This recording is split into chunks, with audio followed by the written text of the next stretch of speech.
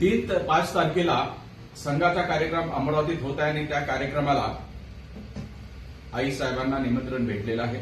नाही, आईसाहेबांनी ते निमंत्रण स्वीकारलंही आहे. याच्यापूर्वी म्हणजे हा जो कार्यक्रम आहे अमरावतीचा, हा विजयादशमीच्या नंतर संघाचा मुख्य कार्यक्रम नागपूरला आहे, त्याच्यानंतर 3 दिवसांनी आहे. परंतु मुख्य कार्यक्रमाला यापूर्वी आदरणीय दिवंगत रिपब्लिकन पक्षाचे नेते बॅरिस्टर राजाभाऊ खोब्रागडे हे सुद्धा उपस्थित राहिलेले आहे. मुख्य कार्यक्रमाला नागपूरच्या दादासाहेब गवई सुद्धा उपस्थित राहिलेले आहे. त्यामुळे आईसाहेबांनी त्याचं निमंत्रण दिलेलं आहे आणि तसेही गवई परिवाराचे पक्षविरहित असे संबंध आहेत. त्या काळामध्ये गवई साहेबांचे अटल बिहारी वाजपेयी आणि इंदिरा गांधी यांचे अतिशय जवळचे संबंध होते.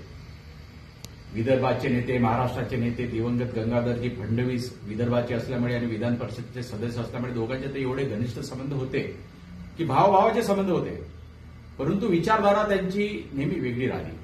तेव्हा एखाद्या कार्यक्रमाला गेलं की आपली विचारधारा बदले असं मुळीच नाही. एकमेकांच्या कार्यक्रमात गेलं पाहिजे अशा मताचा मी आहे. मी काही गोष्टी सांगू इच्छितो की दादासाहेबांबद्दल बरंचसं काही सोशल मीडियावरती उलटसुलट लिहिलं गेलं की बाबा त्यांचे सगळ्यांचे संबंध असल्यामुळे त्यांना विधान परिषदेचे सदस्य सभापती बरेच पदं मिळाले. मी आज एकच सांगू इच्छितो की गवई साहेबांना इंदिरा गांधींनी त्या काळामध्ये काँग्रेस पक्षामध्ये जर प्रवेश केला तर मुख्यमंत्री पद देऊ अशा प्रकारचं कबूल केलं.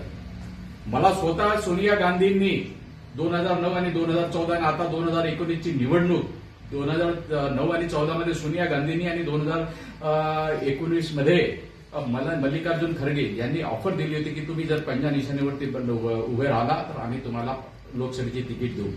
गवई परिवार हा सत्ताच्या मागे कधी नाही. सत्ता जर त्यांना पाहिजे असती तर याच्यापेक्षा मोठे मोठे पदं दादासाहेब गवईंना मिळू शकले असते, मलाही मिळू शकले असते. मी स्वतः MBBS पोस्ट ग्रॅज्युएट डर्मॅटॉलॉजी आहे. 28व्या वर्षी मी सोमय्या मेडिकल कॉलेजमध्ये टीचरचं काम करत होतो. आज मी कुठपर्यंत पोहोचलो असतो, परंतु पक्षासाठी, या विचारासाठी आणि मी त्या पदाचा राजीनामा दिला आणि आजही आमची विचारधारा पक्का आहे. मैत्री राहीलच पण विचारधारा पक्का आहे. आज भूषणजी एका मोठ्या पदावरती पोहोचलेले आहेत. गवई साहेबांचे जे काही विरोधक होते त्यांच्या पोटात दुखतंय आणि त्याच्यामुळे उलट्या सुलट्या ज्या सोशल मीडियावरती जे काही लिहिलं जाते ते गवई साहेबांचे विरोधक मुद्दामून भूषणजी मोठ्या पदावरती गेल्यामुळे त्यांच्या पोटात दुखत असल्यामुळे ते करीत आहेत. तेव्हा ठीक आहे, उलट्या सुलट्या होत आहेत पण काही पॉझिटिव्ह रिएक्शन सुद्धा आहे. त्याच्यामुळे मी त्याच्याकडे फारसं दुर्लक्ष करतोय. मी आईसाहेबांना तर सांगेल की अजून आईसाहेबांनी निर्णय घेतलेला नाही. तुम्ही कोणताही निर्णय घ्या, एक मुलगा म्हणून आणि रिपब्लिकन पार्टी ऑफ इंडियाच्या सरचिटणीस म्हणून मी खंबीरपणे त्यांच्या पाठीमागे उभा राहील. कारण की सोशल मीडियामध्ये पॉझिटिव्ह निगेटिव्ह होत राहते, लोक करत राहतात. मला काय त्याच्यावरती जास्त बोलायचं नाही, बोलता येईल पण अजून त्याच्याबद्दल दुर्लक्षच करणं बरोबर राहील. आणि माझं बाईट संपवण्यापूर्वी मी एकच सांगतो की दादासाहेब गवई आणि अटल बिहारी वाजपेयी यांचे अतिशय जवळचे संबंध होते. किंबहुना किंवा ते इंटरनॅशनल कॉन्फरन्सला जायचं ते एका रूममध्ये, त्या काळामध्ये असे प्रत्येक लीडर वेगवेगळे रूम घेत नव्हते. दोघांना मिळून एक रूम घ्यावी लागत होती.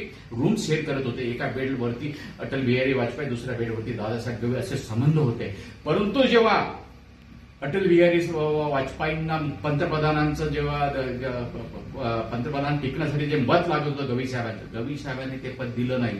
पण त्याही पलीकडे नंतर अटल बिहारी वाजपेयी आले. दीक्षाभूमीला जेव्हा गवई साहेबांनी बोलावलं तेव्हा अटल बिहारी वाजपेयी आले आणि ते अरेतुरे गवई साहेबांना म्हणाले की ते त्यांचे संबंध जसे असल्यामुळे ते अरेतुरे म्हणायचे.